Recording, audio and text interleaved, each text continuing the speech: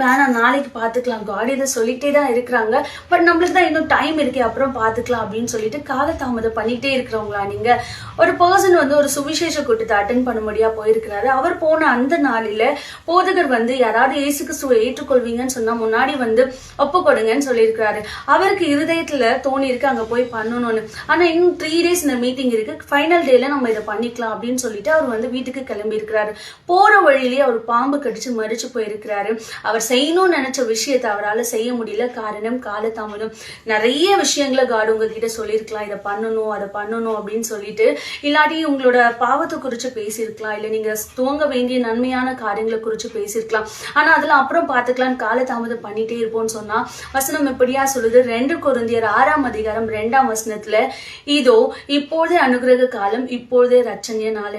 காலதாமதம் பண்ணிட்டே இருப்போம்னு சொன்னா நம்ம செய்ய வேண்டிய காரியங்களை செய்ய முடியாமலே போயிடலாம், இல்ல செய்கிறதுக்கு நம்ம இல்லாமலும் போயிடலாம்.